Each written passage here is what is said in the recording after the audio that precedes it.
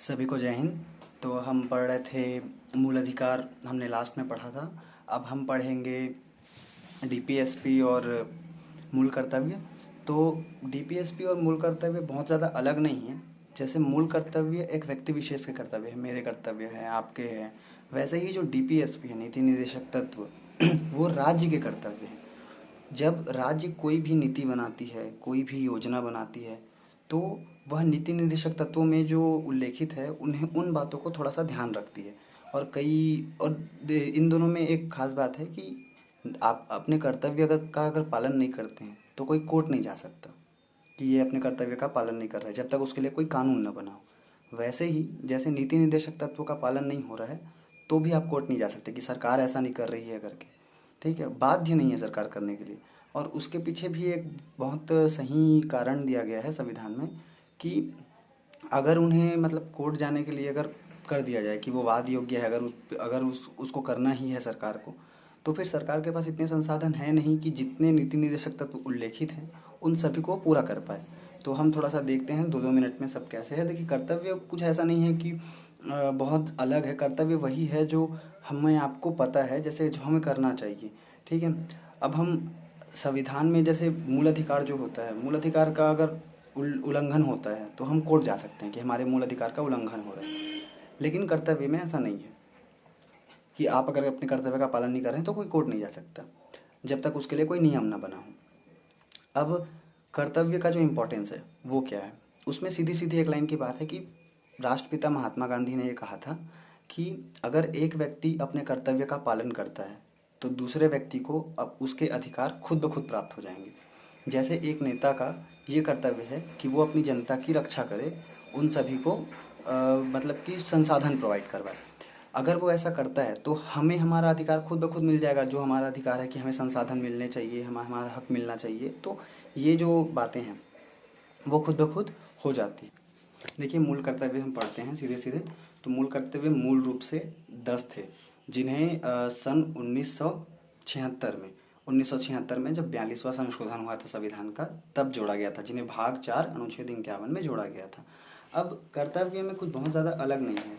हमें हमारे देश के संविधान की रक्षा करनी है, उसके आदर्शों को मानना है, फिर उसके बाद हमारे देश की एकता तथा अखंडता की रक्षा करनी है, फिर पर्यावरण संरक्षण के लिए हमें ध्यान देना है, वैज्ञानिक दृष्टिकोण रखना है, रूढ़ परंपराओं को हटाना है।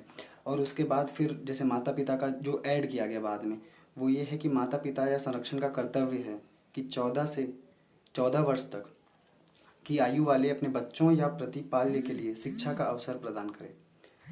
86वें संविधान संशोधन में, ठीक है, 2002 में इसे जोड़ा गया था। और सबसे बड़ी बात ये है कि इसे स्वर्ण सिंह समिति के नाम से जोड़ा गया था। अब जैसा कि हम लोगों ने पहले ही समझ लिया है कि अगर आप अपने कर्तव्यों का पालन नहीं करते हैं तो कोई भी कोर्ट नहीं जा सकता।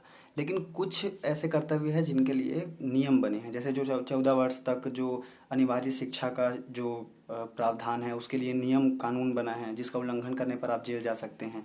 अब आते हैं डीपीएसपी पर। तो डीपीएसपी जो है मतलब directive principles of state policy, इन्हें सिर्फ इसलिए रखा गया है कि सरकार जब कोई नीति बनाए तो जो समाज है उसमें वंचित वर्ग का ध्यान रखे, इन आदर्शों पर चले, उसके लिए रास्ता बनाया गया है। ठीक है, इसे आयरलैंड के संविधान से लिया गया है। और ये भी अवाद योग्य है कि आप कोर्ट नहीं जा सकते कि सरकार नीति निर्देशक तत्वों का पालन नहीं कर रही, जब तक उसके लिए सरकार खुद कोई नियम नहीं बनाती। ठीक है, अब जैसे कि ऐसा नहीं है कि ये एकदम अवाद योग्य है, कुछ नीति निर्देशक तत्वों के लिए नियम भी बने हैं। जैसे कुछ राज्यों में शराबबंदी है, शराबबंदी नीति निर्देशक तत्वों में था, फिर उसके बाद उसके लिए नियम बनाए गए। ठीक है, अब पंचायत है, पंचायत जैसे है, पंचायत मूल संविधान में नीति निर्देशक तत्वों में था। इसमें गांधी जी के कुछ आदर्शों को, कुछ उदारवाद के आदर्शों को, कुछ समाजवाद के आदर्शों को, इन सबको जगह दी गई है। अब जो कुछ कुछ नीति निर्देशक तत्व है, जैसे ग्राम पंचायत, म्यूनसिपैलिटी, ठीक है, स्थानीय प्रशासन जिसको बोलते हैं, पर्यावरण संरक्षण, ये सभी पहले नीति निर्देशक तत्वों में थे। इन्हें सरकार ने एक संविधान संशोधन करके या फिर कोई नया नियम बनाकर इन्हें वाद योग्य बनाया कि इनका उल्लंघन होने पर आप कोर्ट जा सकते हैं कुछ कुछ का। जैसे पंचायत को अभी पंचायत मतलब हर गांव में पंचायत है। और पर्यावरण संरक्षण के लिए WPA 1972 बनाया गया है, जो वाइल्ड लाइफ प्रोटेक्शन एक्ट।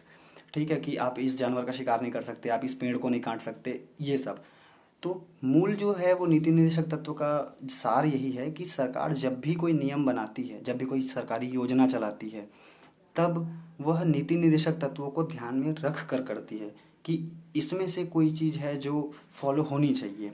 ठीक है, अब ये दोनों हैं, जैसे कुछ कुछ चीज़ें हैं। अनुच्छेद 41 में दिया गया है काम करने का अधिकार, काम पाने का अधिकार। ठीक है, फिर कुटीर उद्योगों के विकास का अधिकार। तो आपने देखा होगा कि जो छोटे छोटे उद्योग हैं उन सब के लिए सरकार कोई ना कोई योजना निकालते रहती है, तो वो भी यहाँ से आया है।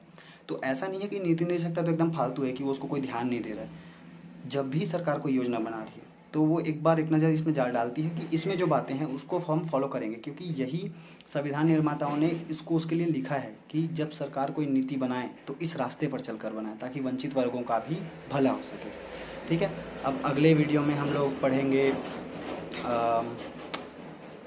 पंचायत और म्यूनसिपैलिटी। ठीक है, थैंक यू।